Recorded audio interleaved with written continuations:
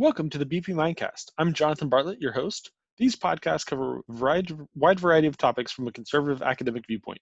Some you'll find interesting, some you won't. Hopefully, I plan on keeping these short enough that you can easily enjoy what you like, and hopefully I won't keep you too long for those that you don't. I've done a lot of writing over the years, and sometimes these pieces are worth sharing again. Today, I'll be reading a piece I wrote for Mind Matters called How Bitcoin Works, the Social Value of Trust. You can check more articles like this out at mindmatters.ai, and that's where most of my current article writing has been going lately. So Bitcoin is widely touted as a trustless system. No player in the system needs to trust any other player. All the transactions are verifiable, and if a transaction is to be excluded, a large percentage of the players must all be in on the exclusion. So exclusion is kind of the primary mechanism by which Bitcoin could be circumvented. Basically, if someone were to do that, then pretty much all the players would have to be in on the gag. The mechanism for this is complicated but ingenious. But first, to understand this, I'm going to give you a quick Bitcoin primer. So in Bitcoin, there's no one official entity keeping the ledger. Anyone can participate, and each participant has his own copy of the Bitcoin ledger. This ledger is actually known as the blockchain because transactions are grouped into blocks of transactions, and the blocks are chained together. The people putting transactions into blocks are known as Bitcoin miners. As a reward for putting together a block, which, as we will see, takes actually quite a bit of effort, Bitcoin miners get a small amount of Bitcoin for their trouble. When a miner puts together a block of pending transactions, that block is attached to a previous block.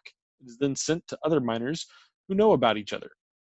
Bitcoin blocks are hard to put together, so the first miner to put together a valid block gets to be the one to add the block to the blockchain. Then the miners notify each other about the new block. Transactions that occur after that are added to the next block. So how do miners know about transactions? Well, there's a network of miners with the result that a transaction simply needs to be posted to one or a few of them, and it will be spread around. Because Bitcoin transactions are signed, there's no problem about fake transactions being introduced. Each transaction includes a transaction fee. The user gets to determine the transaction fee, but if it's too small, miners may not think the transaction is worth including. A transaction which is not included is known as stuck in the mempool.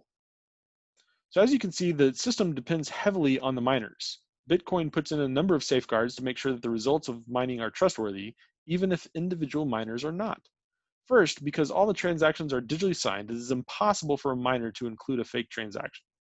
That's because modern cryptography has developed techniques that make it impossible to fake someone's digital signature. A properly signed transaction can be taken as proof that the transfer of funds was desired by the party sending the Bitcoin. Second, each miner, on receiving the block, validates that the block is valid. The miner makes sure that the block does not violate any Bitcoin rules and that no transaction balances go negative. Therefore, while in theory someone can create a block that contains bad data, the bad data wouldn't go out to the network because the individual nodes on the network would reject the block. It is at least theoretically possible for miners to withhold transactions from being processed. While that doesn't seem very problematic, many potential threats to the system could arise if a miner could selectively withhold transactions. To prevent that outcome, Bitcoin includes a safeguard so that no one can guess ahead of time who will be able to put together the next block of the blockchain. So if I wanted to withhold a transaction, I couldn't because I can't know which miner is going to be producing the next block. This magic is done with a game. The magic of deciding which miner gets to produce the next block essentially amounts to solving a riddle. You may wonder, in such a system, who gets to decide the riddle? The answer is that the riddle is a mathematics question which is determined by the transactions of the previous block.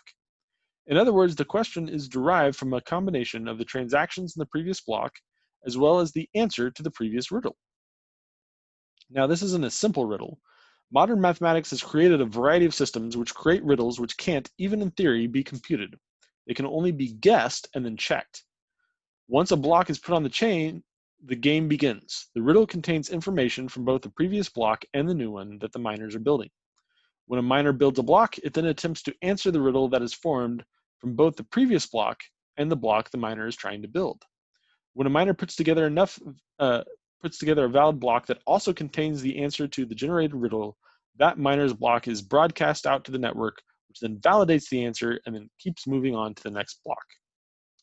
On rare occasions, two miners come up with an answer to the riddle at the same time. In those cases, there is a temporary split in the blockchain. However, one chain will eventually come to be considered authentic by the network, basically by majority opinion. Additionally, remember that only valid transactions are included in any case, so it doesn't really matter which chain is successful. So because this game can only be solved by a guess and check process, miners will never know who will come out with the next block, and therefore cannot prevent a transaction from coming onto the system. Additionally, the riddle has a difficulty level. The difficulty of the next riddle is based on how quickly the network was able to solve previous riddles. Therefore, as more players participate, the riddle's difficulty can be tuned up or down. So the idea of employing such a game to guarantee validity in a trustless environment is nothing short of groundbreaking. It's truly an amazing accomplishment, and I am duly impressed by it. Every time I think more about it, it just gets more and more amazing. However, it does have some drawbacks which I think will ultimately lead to its demise. The greatest weakness is the cost of the game. Remember, the point of the game is to be sure that the network need not trust anyone. Therefore, it essentially wastes the computation power of all the participants in the game. Additionally, as more people participate in the network, it increases the difficulty of the riddle, therefore requiring more and more computation power to do the same amount of work. With other types of networks, increased participation adds speed and efficiency, but here, increased participation actually reduces the efficiency of the network while adding no speed whatsoever. To get a sense of how much all this computation costs, a single Bitcoin block takes 1.3 gigawatt hours of electricity to produce. Each Bitcoin block has about 2,000 transactions on it, oftentimes less. So each transaction consumes on average around 700 kilowatt hours of electricity. In comparison, the Visa network, using the same amount of processing power that Bitcoin uses for a single transaction, can process about 400,000 transactions.